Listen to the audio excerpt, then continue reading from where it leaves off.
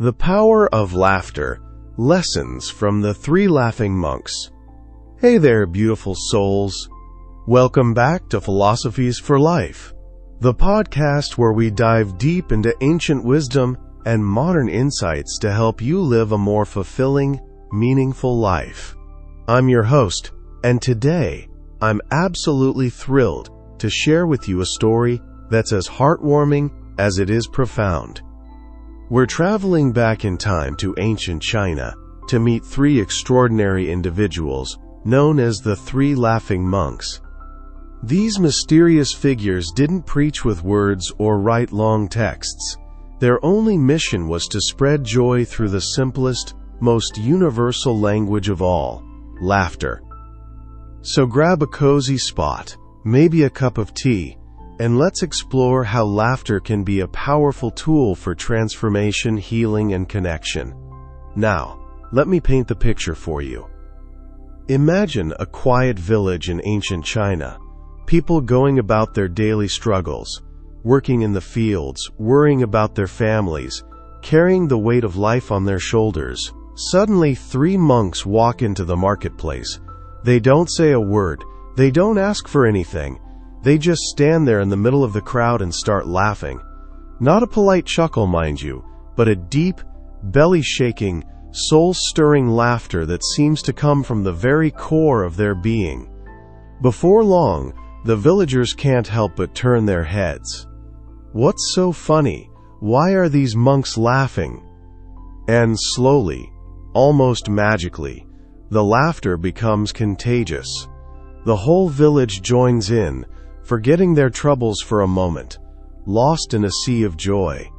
And just when the laughter reaches its peak, the monks quietly move on to the next village, leaving behind an atmosphere of lightness and connection.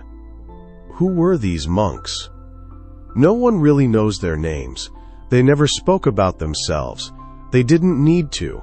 Their laughter said it all. In China, they became famous as the Three Laughing Monks, and their story teaches us something timeless. Life, at its essence, can be a celebration. They weren't laughing at anyone or anything specific. It's as if they had glimpsed the cosmic joke of existence, as if they understood a divine humor that most of us miss in our day-to-day seriousness. Without uttering a single word, they spread more joy across China than perhaps any teacher or philosopher before them. Let's reflect on a quote that captures the spirit of their message, even though they never spoke it themselves. The great philosopher Lao Tzu once said, "At the center of your being, you have the answer. You know who you are, and you know what you want." I think the Laughing Monks embodied this. Their laughter wasn't just noise. It was a deep knowing, a reminder that beneath all our worries and struggles, there's a part of us that's free, joyful, and whole. Another beautiful thought comes from the poet Rumi, who said, "Laughter is the language of the soul." Isn't that powerful? The monks didn't need sermons or scriptures. Their laughter spoke directly to the soul of every person who heard it. Now let's dive deeper into the philosophy behind their story. There's a moment in their tale that really hits hard. Over time, the monks grew old, and one night, while staying in a village, one of them passed away. The villagers gathered the next morning, expecting to see the remaining two monks in tears. After all, they had never seen these joyful beings show any sign of sadness. But instead, what did they find? The two monks standing by their friend's body, laughing even louder than ever before.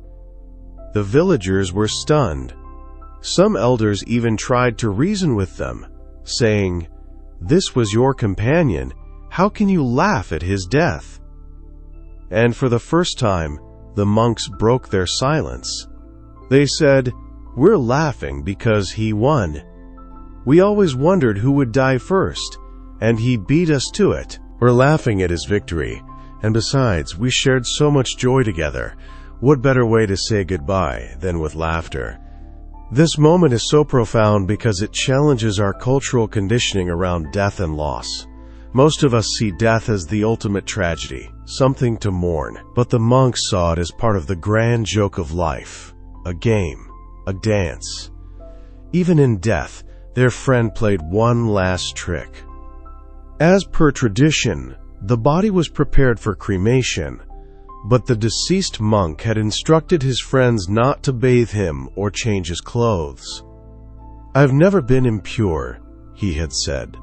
"My life was so full of laughter that no dust of sorrow could settle on me. Laughter keeps you fresh, young, alive." And as the fire was lit, the villagers discovered he had hidden firecrackers in his robes. The sky burst into colorful explosions, and once again, the whole village erupted in laughter. Even in death, he made them laugh. The remaining monks turned to each other and said, "You tricky fellow, you've beaten us again." What can we learn from this? Philosophically, the story reminds us of the Buddhist concept of impermanence. Everything changes, everything passes, and clinging to anything, even life itself, only brings suffering. The monks laughed because they understood this. They weren't attached to outcomes or even to each other in a possessive way. Their bond was one of pure joy, and that joy transcended even death. On a spiritual level, their laughter is a meditation, a way to return to the present moment, to let go of the mind's endless chatter and just be. Think about it. When was the last time you laughed so hard that you forgot everything else? That's a glimpse of freedom. So how can we apply this to our lives? First, let's embrace laughter as a practice. I'm not saying we should ignore pain or pretend everything's okay. But what if, even in tough times, we looked for moments of lightness? Maybe it's watching a funny video, sharing a silly story with a friend, or just laughing at ourselves when we mess up. Laughter can be a reset button for our mental and emotional well-being. It lowers stress, boosts connection, and reminds us not to take life too seriously. Second, let's cultivate a sense of playfulness. The monks didn't just laugh. They lived with a childlike wonder. How can you bring that into your day? Maybe it's dancing in your kitchen for no reason, or finding humor in the little absurdities of life. Lastly, let's remember that joy is contagious. Just like the monks transformed entire villages with their laughter, your energy impacts those around you. In your relationships, at work, even with strangers, a smile or a kind word can ripple out in ways you can't imagine. So, be a source of light. You don't need to be a monk or travel across China. Just start where you are. As we wrap up today's episode, I want to leave you with this thought. Life doesn't have to be a burden. It can be a celebration, a cosmic joke waiting for you to laugh along. The three laughing monks showed us that joy isn't just a fleeting emotion. It's a way of being, a lens through which to see the world. So this week, I challenge you to find one moment each day to laugh, to let go, to feel free. Maybe share that laughter with someone else. And as you do, think of those three mysterious monks, standing in a village square, laughing with their whole being, reminding us all that at the heart of life is joy. Thank you for tuning in to Philosophies for Life.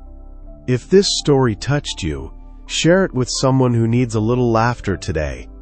Until next time, keep smiling, keep shining, and remember, life's too short to take too seriously. See you soon.